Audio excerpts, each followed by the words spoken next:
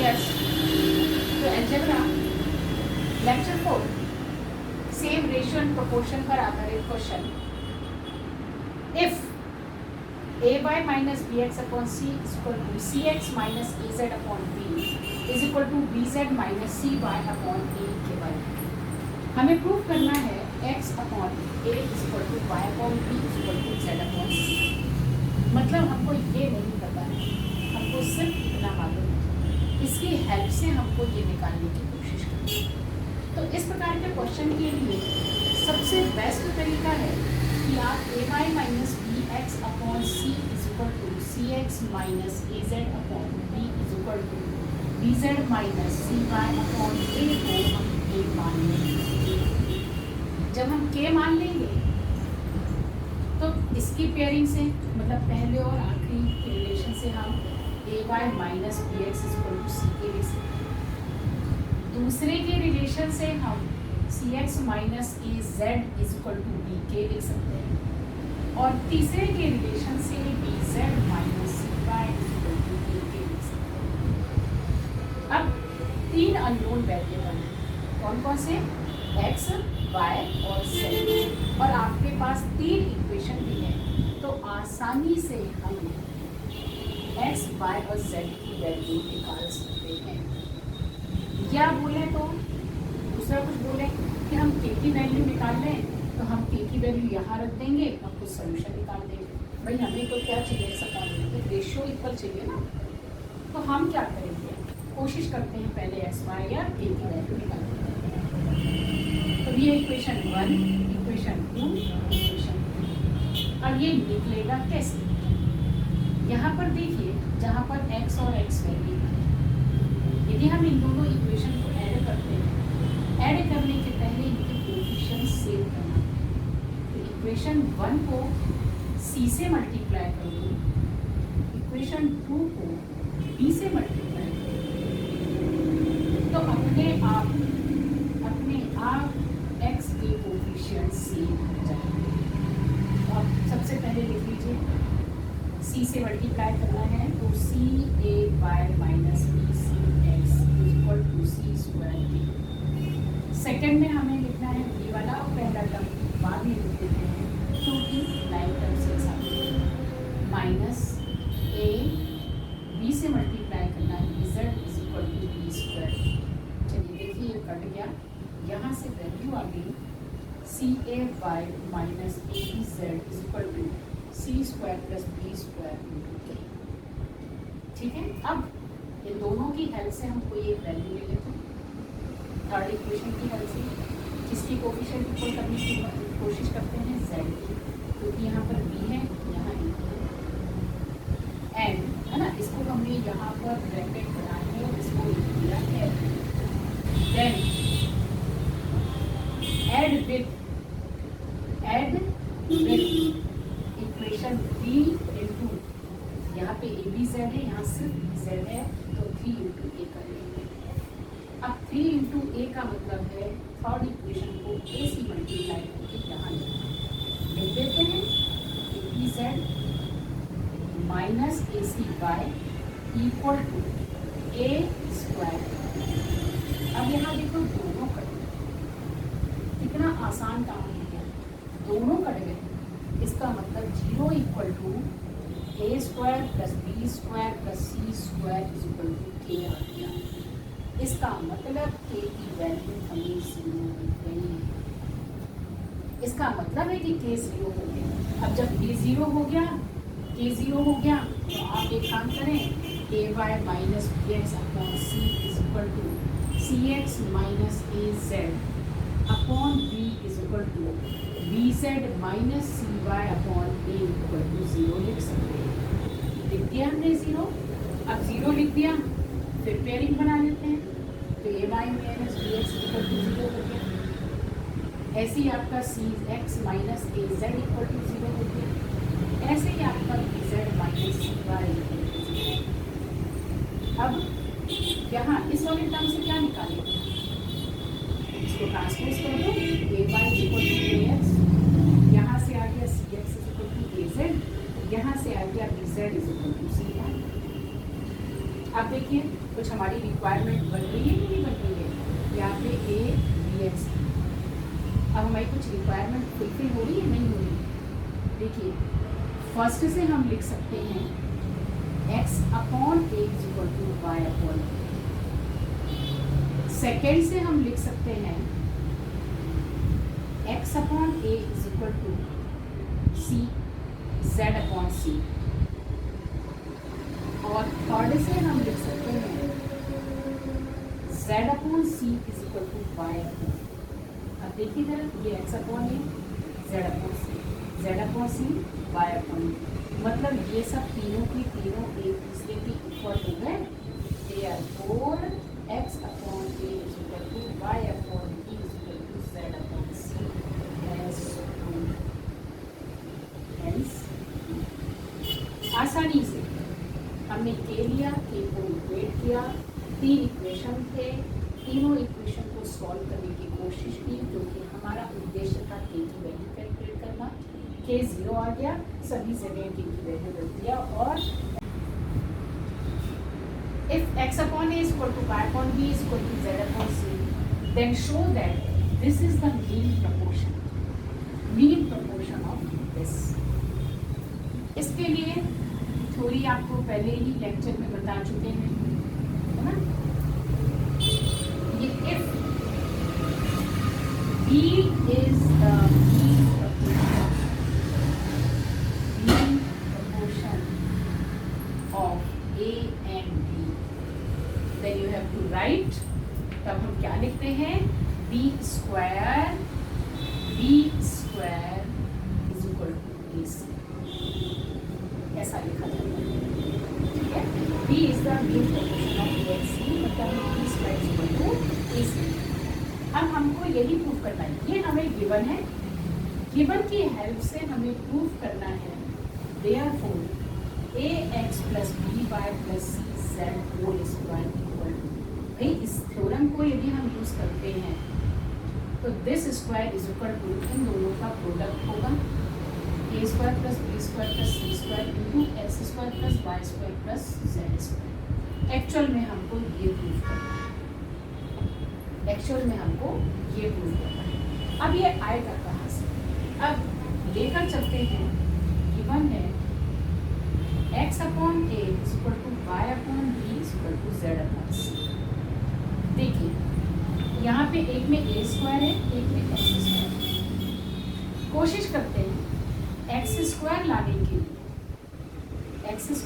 के लिए या वाई स्क्वायर लाने के लिए या जेड स्क्वायर लाने के लिए हमारी रिक्वायरमेंट के अनुसार फर्स्ट को हम एक्स एक्स से मल्टीप्लाई करते हैं, सेकेंड को वाई वाई से मल्टीप्लाई करते हैं और थर्ड को जेड जेड से मल्टीप्लाई करते हैं। तो ये बन जाएगा x square upon a x is equal to y square upon b y is equal to z square upon c. ठीक है, पर रूल क्या कहता है, देखिए इसी की हेल्प से हमने निकाला, इसी की हेल्प से हमने निकाला, और इसी का एक और रेशियो ये हो जाता है x plus y plus z upon a plus b plus c भी होता है। तो हम इसकी हेल्प से ऐसा भी तो लिख सकते हैं, x square plus Y square plus Z square upon a x plus B y plus C z. मतलब ये जो रेशियो है इसके इक्वल होगा, गिवन रेशियो इसके इक्वल होगा, हम इसको लेके करते हैं। इसका मतलब है कि भाई X upon A is equal to Y upon B is equal to Z upon C is equal to, ये इक्वेशन बन रहा है। चलिए अब हम गिवन को ए से मल्टीप्लाई करते हैं, क्योंकि एक्स स्क्वायर वाली टर्म तो देख गई, फिर बाद में देखेंगे क्या करना है, ए स्क्वायर वाली टर्म चाहिए, तो हम ए से मल्टीप्लाई करते हैं, ए बी बी सी सी, तो मल्टीप्लाई और divided by A, given X upon A is equal to Y upon B is equal to Z upon C. Therefore A X upon A square plus B Y upon B square plus C Z upon C square. ठीक है, इसको हम ऐसा लिख सकते हैं। तो ये क्या हो जाएगा, therefore ax upon a square plus by plus cz upon a square plus b square plus c square आ जाएगा। मतलब ये रेशियो भी इसके इक्वल हो गया और यहाँ से ये रेशियो भी इसके इक्वल हो गया। इसको इक्वेशन नंबर 2 दे देते हैं और बाय इक्वेटिंग 1 and 2 अब हम इन दोनों को इक्वेट करेंगे। भाई दोनों ही सेम क्वांटिटी के इक्वल है, तो जब हम इनको इक्वेट करेंगे तो कैसा लिखेंगे? therefore x square plus Y square plus Z square upon ax plus by plus cz equal to ये वाली टर्म लिख लीजिए by plus cz upon a square plus b square plus c square. बस cross multiply कर देते हैं, अपना काम हो जाएगा। therefore ax प्लस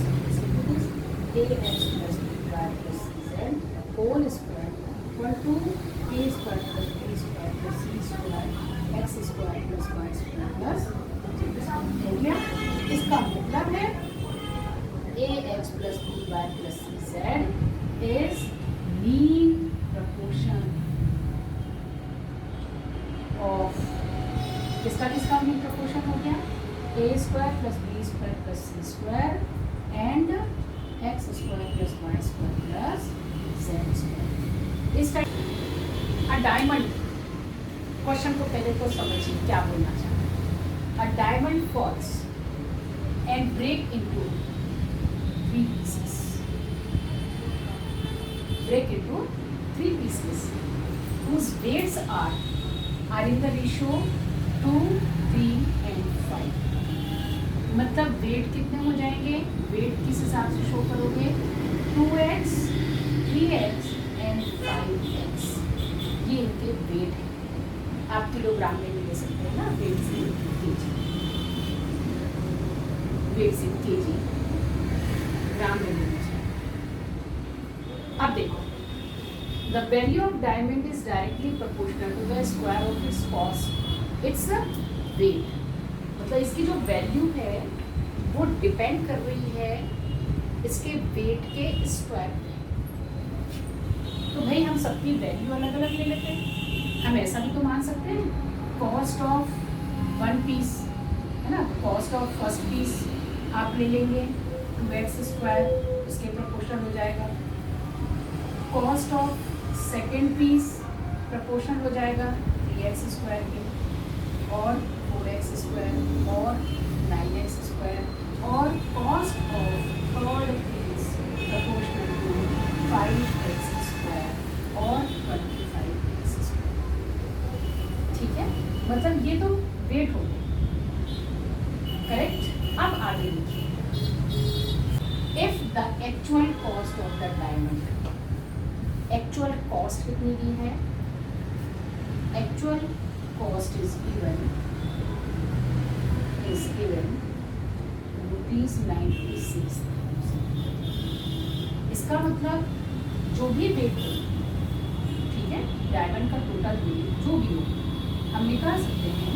तो टोटल वेट कितना हो जाएगा? 4x स्क्वायर टोटल वेट हो जाएगा आपका इज इक्वल टू 235 मतलब 10x। मतलब टोटल वेट हो जाएगा आपका 10x। अब कॉस्ट जो है वो डायरेक्ट इसके प्रोपोर्शन है, प्रोपोर्शन।